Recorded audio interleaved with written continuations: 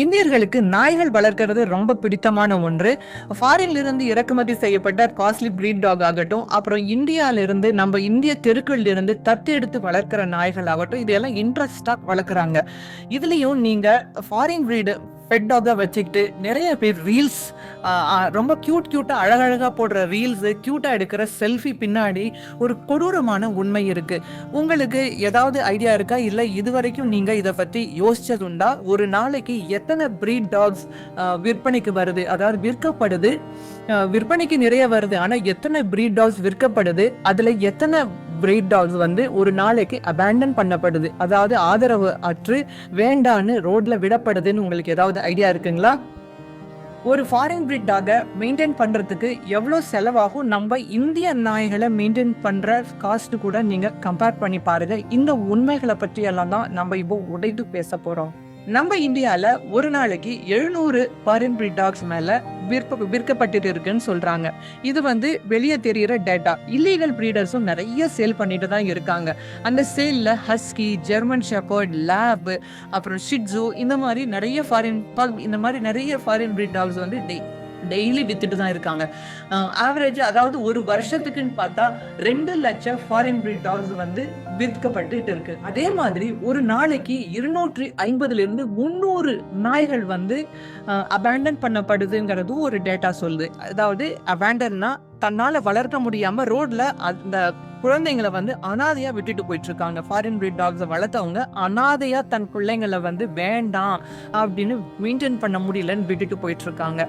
அப்போ இதுவும் பாருங்களேன், ஒரு வருஷத்துக்கு ஒரு நாளைக்கே 250 நாய்கள் வந்து பிள்ளைங்க வந்து அனாதையாக்கப்படுறாங்கன்னா ஒரு வருஷத்துக்கு ஆல்மோஸ்ட் 1 லட்சம் ஃபாரின் பிரீட் டாக்ஸ் வந்து அனாதைப்படுத்தப்படுறாங்க. வெளிநாட்டு நாய்களை வளர்க்கறதுல, அதாவது பாதுகாப்பா வளர்க்கறதுல எவ்வளோ பொறுப்புகள் இருக்குங்கிற எந்த ஒரு ஐடியாவும் இல்லாம, அதை பற்றியான நாலேஜும் இல்லாம, அதை அவங்களுக்கு ஏற்ற கிளைமேட் என்ன, அதாவது தட்பவெப்ப சூழ்நிலை, டாக்ஸுக்கு வெளிநாட்டு டாக்ஸு நல்ல கம்ஃபர்டபுளாக இருக்காங்களா, எந்த கிளைமேட்டில் கம்ஃபர்டபுளாக சேஃபாக இருப்பாங்க அப்படிங்கிற எந்த ஒரு புரிதலும் இல்லாமல், அப்புறம் பணம் எவ்வளோ அவங்கள மெயின்டைன் பண்ணுறது செலவாக போகுதுங்கிற எந்த ஒரு ஐடியாவுமே இல்லாமல், இதை பற்றி எந்த நாலேஜும் இல்லாமலே ஆசைக்காக போய் தினமும் நிறைய பேர் பணம் கொடுத்து வெளிநாட்டு நாய்களை வந்து வாங்கிட்டே தான் இருக்காங்க.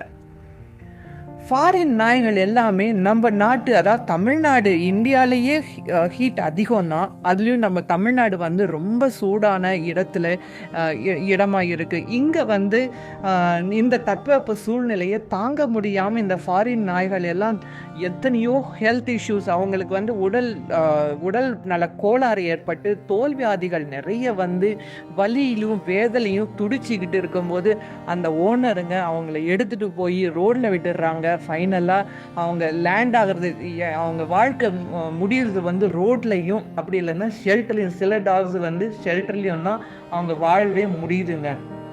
இப்போ வரைக்கும் நீங்கள் ஃபாரின் டாக்ஸை வாங்கியிருந்தீங்கன்னா பரவாயில்லைன்னு, ஆனால் இனிமேல் நம்முடைய இந்திய நாய்கள் ரோடில் அனாதையை யாரும் கண்டுக்காமல் வீதியில் கிடக்கிற நாய்களுக்கு வாழ்வு கொடுக்கறத பற்றி யோசிக்கணும்னு தலை குனிஞ்சு உங்ககிட்ட கேட்டுக்கிறேங்க, ரிக்வஸ்ட் பண்ணிக்கிறேன். இப்போ நம்ம ஃபாரின் டாக்கும் நம்ம இந்திய ரோட்லேருந்து எடுக்கப்பட்ட டாக்ஸுக்கும் எவ்வளோ ஒரு வருஷத்துக்கு செலவாகுதுன்னு இப்போ பார்க்க போகிறோம். ஃபாரின் டாக்ஸ் வந்து ஃபுட்டுக்கு 40,000 80 ஆயிரம் செலவாகுது ஒரு வருஷத்துக்கு. நம்ம இந்திய டாக்ஸுக்கு வந்து 25,000 40,000. இந்த டாக்ஸ் வளர்க்குறவங்களுக்கு உங்களுக்கே தெரியும். எனக்கு வந்து 20,000க்குள்ளேயே வந்துடும் ஒரு வருஷத்துக்குன்னு பார்க்க போனால். 25 கூட அதிகம் தான் எனக்கு.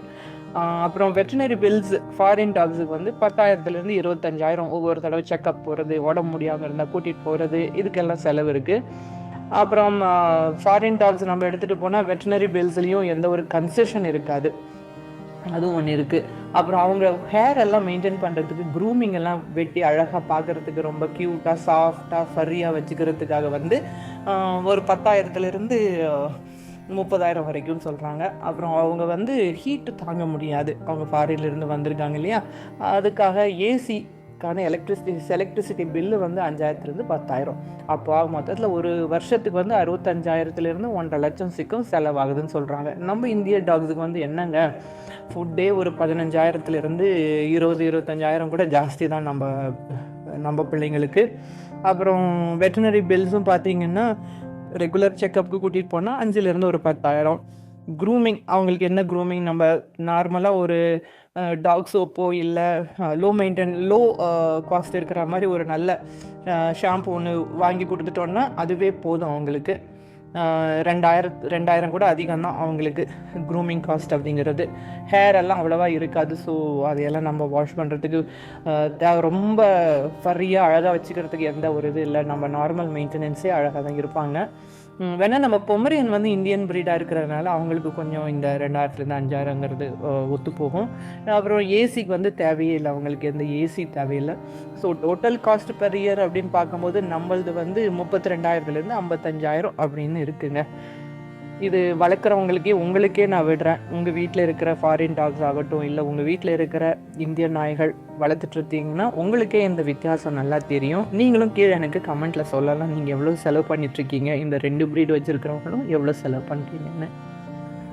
ஆவரேஜாக பார்த்தா ஃபாரின் ப்ரீட்ஸை வந்து மெயின்டைன் பண்ணுற காஸ்ட் வந்து 2-3 தடவை நம்ம இந்தியன் ப்ரீட்ஸோட மெயின்டெனன்ஸ் காஸ்ட்டை விட அதிகமாக தான் இருக்குது. உங்கள் வீட்டுக்கு பெட் டாக் எடுத்துகிட்டு வரணும்னு டிசைட் பண்ணியிருந்தீங்கன்னா 10-15 வருஷத்துக்கான முழு கமிட்மெண்ட்டுக்கு நீங்கள் ரெடியா?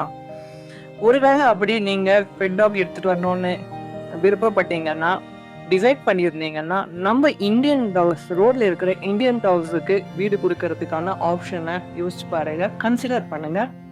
ஏன்னா நம்ம இந்தியன் டாக்ஸ் ஹெல்த்தியாக இருப்பாங்க, ஃபாரின் ப்ரீட் டாக்ஸை விட ஹெல்த்தியாக இருப்பாங்க. அப்புறம் நம்ம இந்திய கிளைமேட்டில் ஹாப்பியாகவும் இருப்பாங்க. இம்யூனிட்டி, எதிர்ப்பு சக்தியும் அவங்களுக்கு ரொம்ப நல்லா இருக்கும்.